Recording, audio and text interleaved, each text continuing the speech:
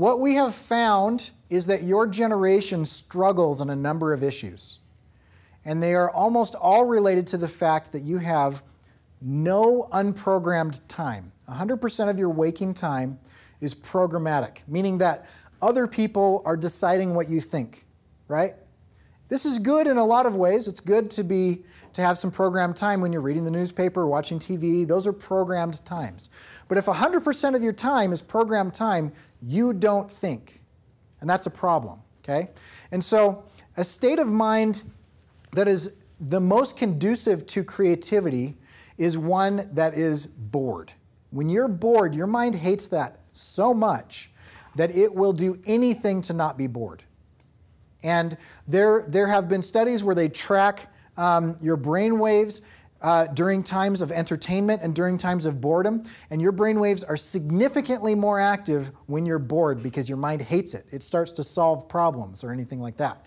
And so one of the ways that you can do this is if you have stress, constant stimulation, entertainment, processing, watching, listening to things, you need to eliminate some things from your day for at least a little bit.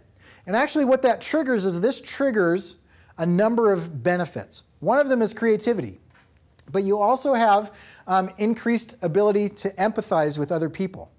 You also increase your memory, and you also develop and strengthen your moral compass. Okay? Now here's how that works. Have you guys ever gotten in an argument with somebody, and then like 10 minutes later, you're like sitting there stewing about it, and you come up with the perfect thing to say?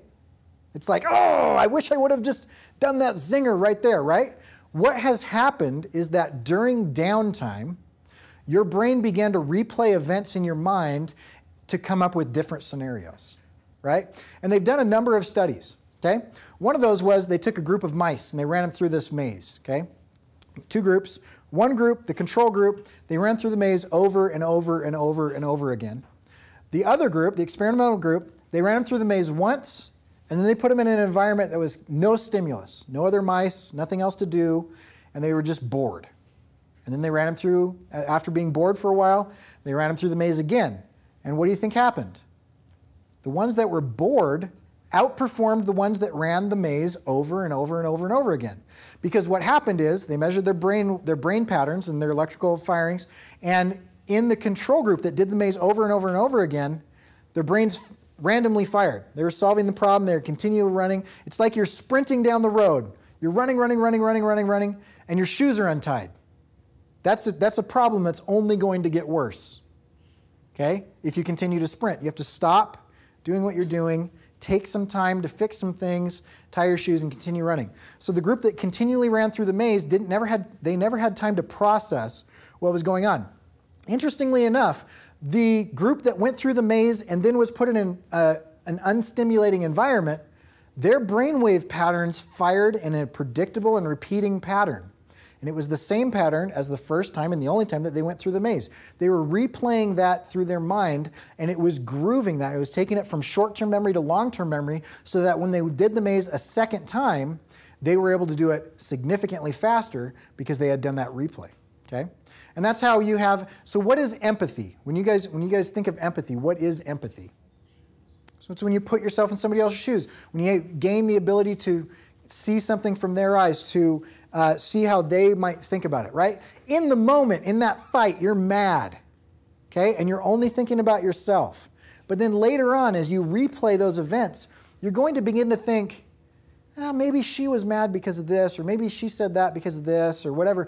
And you start to begin to empathize with other characters in this play that's going on in your head. So it actually increases your empathy, okay? And so I want you to go through this website. And the basic idea is that you need to introduce some downtime into your day, and that will unlock these benefits for you, okay? Now, creativity, they did a study with phone books. And with phone books, they did this. So they said, okay, I've noticed that people are more creative when they're bored, okay? So let's test this theory. We're gonna have one group and a group of people, and they are entertained. They watch a video that's entertaining. And a second group of people that copies numbers out of the phone book. They just copy numbers out of the phone book for half an hour, right? And then they gave both groups a creative test. And it was actually associating disassociated ideas. Okay, so they give both groups a creative test. The bored group significantly outperformed the entertained group. And so they said, I wonder if we could make people more creative if they were more bored. So they had first group that was watching TV, the second group that was copying numbers out of the phone book, and the third group that just read the phone book for 30 minutes. First and last name and 7 digits. They just read that for 30 minutes, okay?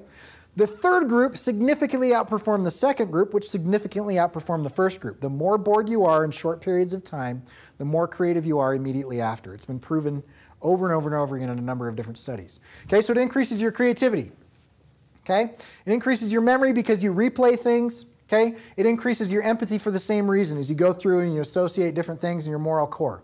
Okay? Does anybody know what neuroplasticity is? Can somebody tell me what neuroplasticity is? It's like if someone, say someone's like 5 years old and they get a brain injury in one part of their brain, the rest of their brain will make up the difference. So if they have a problem with their sight, like in the back of their brain, there's parts of their brain that will develop plasticity so that it will overtake that responsibility and still develop sight. It's easier in kids because they're more malleable, but we can still do it too. Yeah, so neuroplasticity is exactly that. You get this idea that, well, Susie plays the piano. She's so talented. I wish I was that talented, okay? Susie's mom made her sit down at 5 years old every day after school and play the piano until she was 12, right? Has anybody had that experience? Okay, those of you who play the piano, okay? This is what drives me nuts about people that say, oh, they're so gifted or they're so talented. It's as if like this magic fairy came down and just gifted you with the ability to play the piano. When in actuality, it was focused work. It was intentional effort, day after day, to be able to do this. And that's the same thing with these abilities, the ability to be creative, the ability to have good memory, the ability to empathize with other people. Those are all things that you can exercise, and that's what neuroplasticity is if you are not something, then you can set practices in your life and you can become that thing. And they did this with cab drivers in London. They happened to notice that cab drivers, there's a part of your brain that controls visual spatial mapping. Right? So have you guys ever had that experience where you're driving through a city, you're new to a city, you just moved there, okay, and you know part of it, and you know another part of it, and then all of a sudden you realize that those two parts connect somewhere, and it's like, oh, you know, and you see like your mind map come together, and you're like, oh my gosh, like I see where all that is, right? That's visual spatial recognition, that's mapping, okay, and there's a part of your brain that's really good at that, okay, and they noticed in cab drivers in London that part of their brain was larger than the general population. And so their initial assumption was people who have that part of their brain abnormally large are going to tend to do things that use that part of their brain. And then they said, let's test that theory though. And so they took a group of people who were not cab drivers yet, but were about to become cab drivers, and they measured them. Then they came back sometime later after they'd been cab drivers for a while, and they measured them again. And that part of their brain had grown in size, meaning that their brain, much like muscles, adapt to what the challenges of the environment that you introduce. And so if you want to be more creative, then you can choose to be more creative by doing creative practices, and you will become more creative. The parts of your brain that allow for creativity will adapt to the challenges that you give it. Just like if I were to go bench press something right now, one, it would hurt, and I wouldn't be able to do very much, right? But after a period of time doing that day in and day out, focused practice that was doing that, I would adapt. My muscles would adapt to that thing, and your brain does the same thing, and that's what neuroplasticity is. So here's the challenge. The challenge is this. You will take something away and you will add something every day this week. And a week from now, you will do a write-up of what your experience is, okay? So what you're going to do is you're going to eliminate some sort of programmed time, and I don't care what that is. It doesn't even have to be on this list, but let me just give you some examples, okay? Exercise without being entertained. Do you know how boring a treadmill is without a screen in front of you? It's horrible, right? It's super boring, which is great. You want to be bored, okay? Meditate. I don't know if anybody's ever tried that. It is not easy for a programmed generation. It is difficult. That's why yoga and mindfulness meditation has significant health benefits. Okay, journaling. Write in your journal every day. Okay, free writing. I'm going to fill up a page without thinking. Just write whatever comes to mind.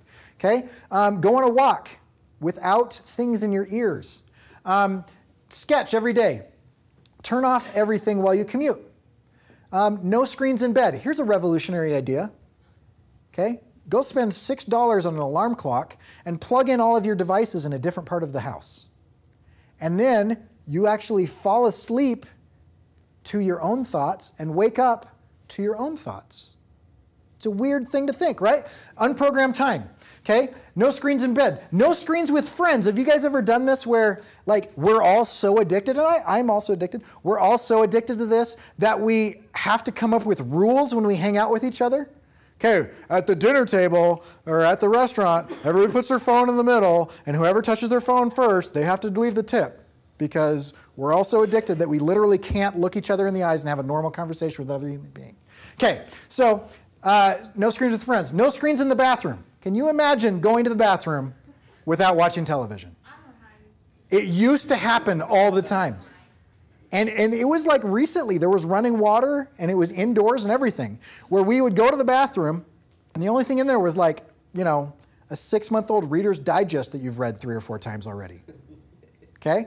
This is a thing. Try just pooping without being entertained. Just try that. See what happens. Okay? No screens at the dinner table, or whatever. Eliminate some sort of distraction, some sort of programmed time. Then you're going to add some sort of creative practice to your day. Not necessarily at the same time, but you're going to add something. I'm going to finger paint every day. I'm going to make pictures out of my pancakes in the morning. I'm going to do whatever, right? I'm going to write a song. I'm going to whistle a tune. I'm going to draw. I'm going to do whatever, right? Whatever it is, you're going to add some sort of creative practice. And then at the end of a week, you will report back on that, okay?